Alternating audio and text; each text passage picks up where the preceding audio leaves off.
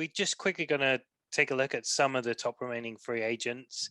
I just noted down a few. There's always so many, it's tough to see where the value sits. But Henry, you mentioned it. It's been a soft market for wide receivers getting paid.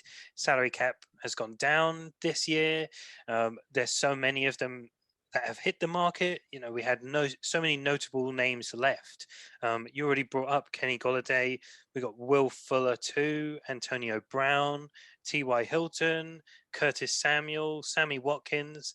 I mean, all of those players are a number 2 wide receiver, if not number 1, right, Henry?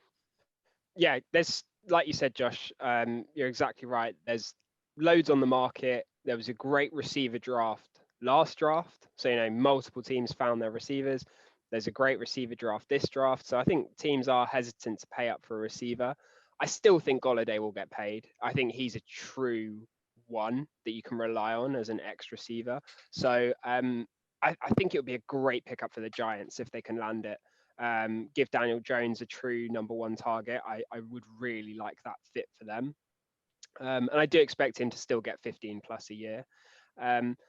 From a Packers perspective, I've sort of just been thinking T.Y. Hilton in the second stage of free agency might be a really nice pickup for us. Maybe under 10 mil a year would be a really nice deal for T.Y. Hilton. I think that would be exciting. Have you got any fits of those receivers you like, Josh, or anyone that you think will go next? The person who I'm probably the most interested to see what happens with them is Antonio Brown, because he's done something which I don't think a lot of the NFL gave him credit that he could do, which is go into a team and not be the star receiver and not ruin that team. The Bucks still won a Super Bowl, and he was there, and he was an active contributor, but a part contributor. So I'd be interested to see which teams are now warming up on him. Happy to go for it. The other one for me is Sammy Watkins. I was a huge fan of him when he was getting drafted. He's been a career disappointment. Had some good spells with Kansas City, but I'd love to see him be picked up by a team where he does have the potential to actually grow into the receiving threat we know he could be. So, yeah, little soft spot for Sammy Watkins in my heart. I could see someone like the Rams going for him, really giving him a place to play.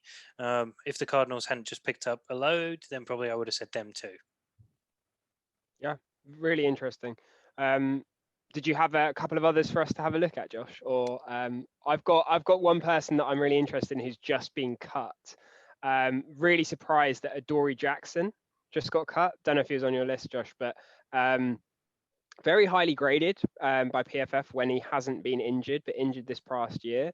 Titans seem to have replaced him with Janoris Jenkins, which is a very strange move in my opinion. But Adoree Jackson, former first round pick, not the type of player that normally gets released. So he's one that I'm really intrigued to see where he goes now. Yeah, and the thing with Adoree Jackson is you've got so much athletic upside.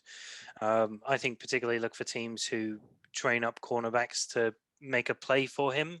And yeah, I agree. It was an interesting cut by the Titans, who basically demolished 3/4 of their defensive backcourt. I think only Kevin Byard was left.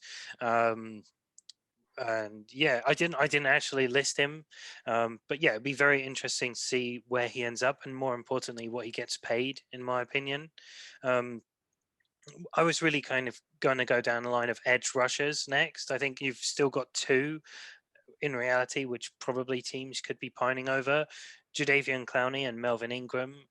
These are both kind of callbacks to 2 seasons ago. We snapped everyone's hand off for them. Now they're like the dredge left at the end of the barrel, right?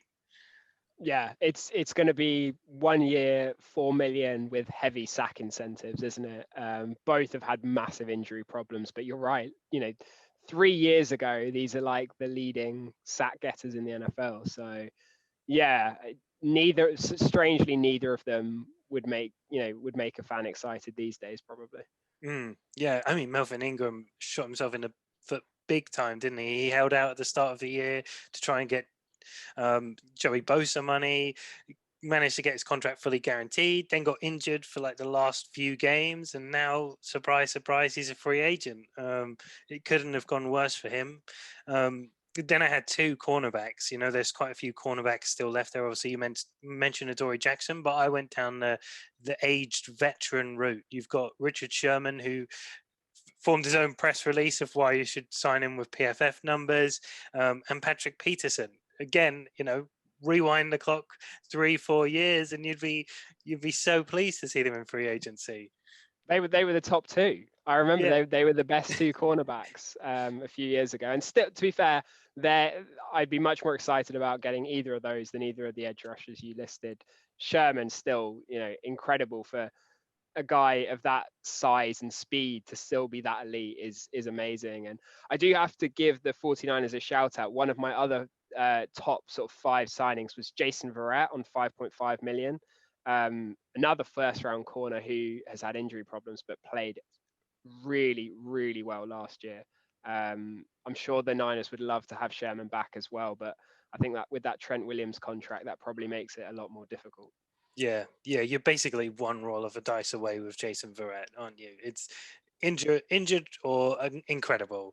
And then the final one, and this is the Seahawks part of me. I can't keep him.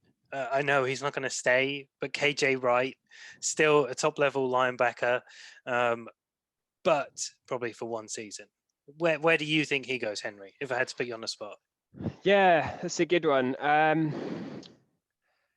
I mean, yeah, it is tricky. I'm trying to think who would desperately need them. I mean, I'm not sure what the Raiders' salary cap looks like now, but a coverage linebacker for the Raiders, I think, would be really useful. We've always been pegging them for edge rusher in the first round of the draft, but now with the Ngakoue signing, I think that's much less of a need. You know, with Kwity Paye was a very common draft there. I think linebacker is a possibility there.